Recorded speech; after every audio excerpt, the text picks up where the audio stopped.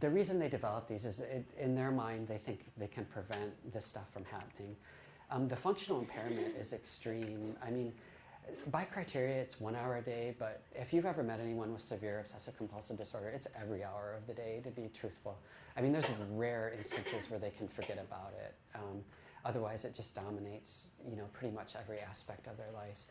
A lot of times with anxiety disorders, especially with kids, parents will come in because they're failing school and they think they're having, attention deficit disorder or ADHD type symptoms.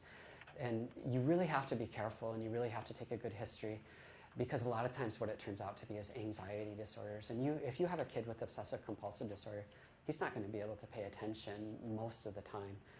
Although a lot of them have really good memories for some reason. I'm not sure if there's some structural abnormalities that you see in some of the brain scans with people with OCD, and whether that ties in with, enhanced memory, I'm not sure, but it's just something that I've noticed over the years. So the insight oftentimes isn't great. Like, there's an element of what we'd call like magical thinking. So I guess the easiest sort of thing to describe this is if someone is walking down the sidewalk and they step on a crack. I mean, there's that old thing, you step on a crack, you break your mother's back. They actually believe that, and they'll go back and they'll retrace their path, and then they'll step over the crack. And sometimes they'll have to do it 4 or 5 times to reassure themselves. I've had people that, are driving down the road, they hit a bump, and they think they hit someone, and they have to retrace over and over their path. I mean, it's extremely debilitating. And, you can, for some people, you can kind of talk to them and say, well, do you really believe that you hit someone? And if they're, some people will say, well, I don't really believe it, but I'm not entirely sure I did. Other people will say, well, I really think I did, and I just need to go check, or things like that. So sometimes what you see is the obsessions and compulsions will change over time. I've had people with checking ones where they'll have to check door locks, they'll have to check to make sure they shut the stove off, that all of a sudden it'll kind of transfer over into contamination fears, where they think that they might have been contaminated by a chemical. They have to get all the chemicals out of their house. I'm not a big fan of chemicals either, but I mean, just having one in your house probably isn't going to, hurt you necessarily if it's stored safely and things like that. But they'll go to the extreme and just have to go through and get everything out of their house. They'll have to decontaminate themselves. I've had kids spend 6 hours in the bathroom in the morning. They'll have to get up at 2 or 3 o'clock in the morning, sometimes to get ready for school. In those type of situations, you could just see treatment is really important. And I'm not sure if they mentioned it during the schizophrenia talk, but what we find is the incidence of obsessive-compulsive disorder in people with schizophrenia and schizoaffective disorder is more like 10 to 12%. In the general population, it's probably more like 1 to 2%. So it's much more common in people who have those types of illnesses. It also can be related to tic disorder. Tourette's disorder is a disorder where you have vocal, motor tics, things like that. There is some actually genetic studies that show that both disorders sort of reside on the same gene, and they kind of occur together for some people. Tourette's disorder is really a dramatic disorder if you've ever seen it. People will have these really loud vocalizations and motor tics and things like that. And they can suppress them maybe a little bit, but not very well. And but oftentimes those same people have obsessive-compulsive disorder. PANDAS is an acronym for strep infection. A lot of times in young kids after severe strep infection, they'll develop pretty intense OCD symptoms. We saw this in the hospitals a lot. When I was at the Children's Hospital at U of M, we would get a lot of these kids that would be, in the outpatient clinics with really severe strep infections. And what you'd see is they develop either tics or severe obsessive-compulsive disorder afterwards. The treatment can be pretty complicated. You treat it with plasmapheresis to lower the strep antibodies and things like that. So it's just something to think about. It's typically something we would ask if someone presents with a new onset obsessive-compulsive disorder. Post-traumatic stress disorder is probably one of the more publicized things, especially with a lot of people who have had military service and things like that, combat. It's a common disorder now. It's also one that is just, it presents in all kinds of ways. The symptoms are different in kids versus adults. But in terms of the criteria, usually what you have to meet is the threatened death or serious injury, or the sexual violence, where someone directly experiences or witnesses firsthand.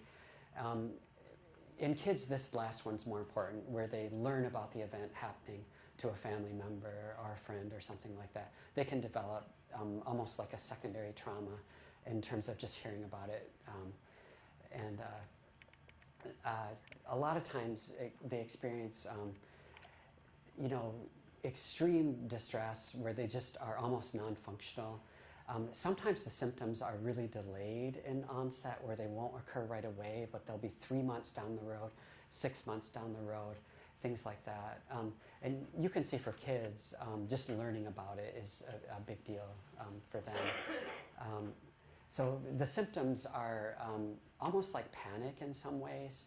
What you do see is self-destructive behavior, some of the dissociation, the derealization, where things just don't seem quite real, are more pronounced in post-traumatic stress disorder.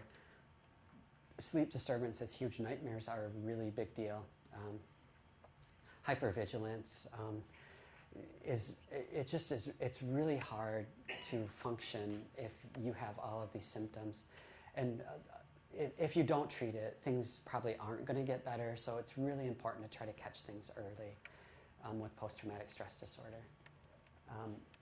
So as I said, you can get delayed onset.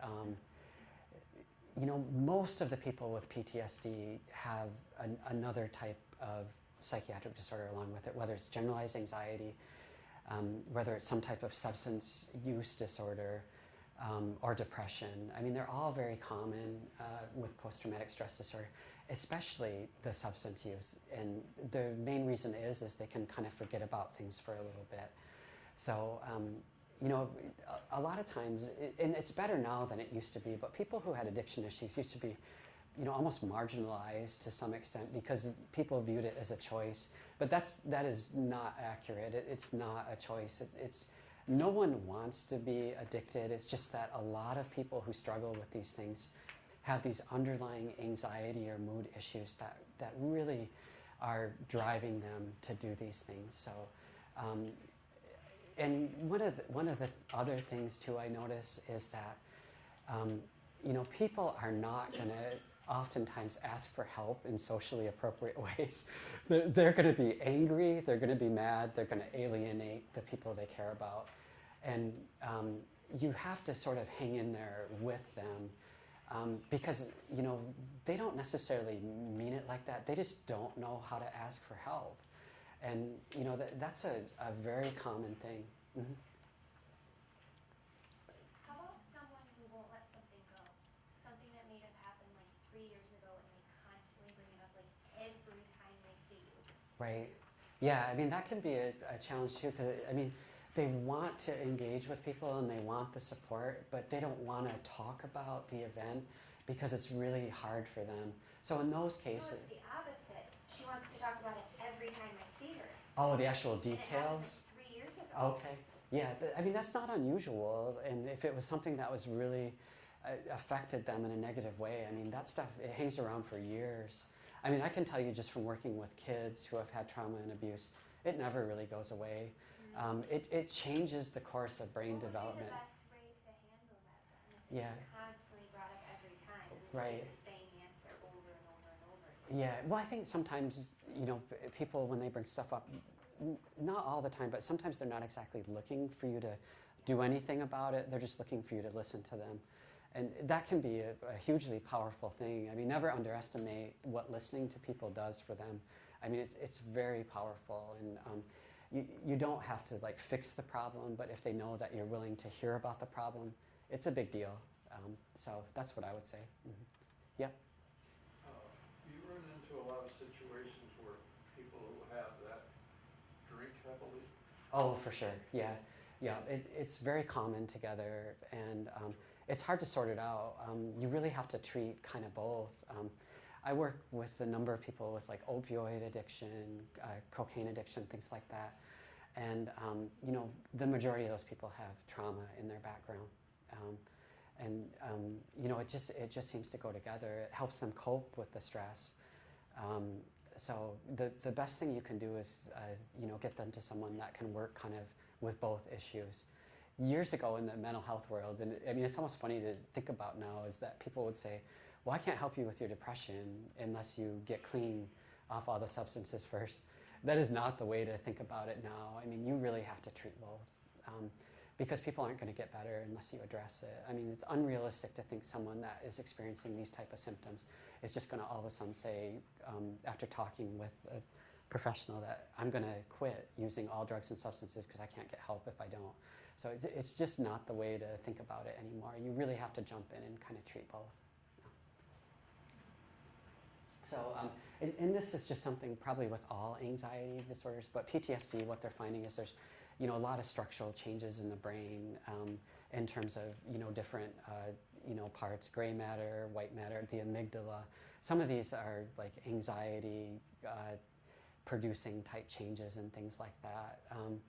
So how this plays out is a lot of the times, you know, people might not necessarily think logically about their situation.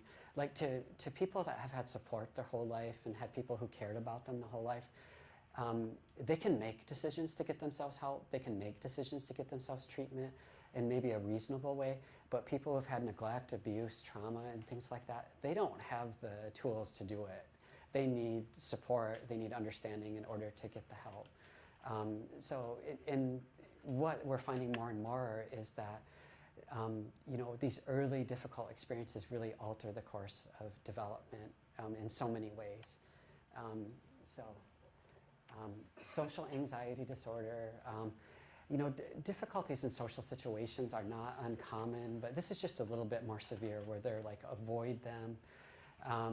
You know, some of it is related to public speaking. You know, I think I certainly have that, and I think anyone who gets up in front of people, it's sometimes difficult to you know, get up and talk and things like that. Performance, you know, I've seen people that are musicians and things like that who are all of a sudden develop a fear of performing in front of people, and it's really debilitating in things like that.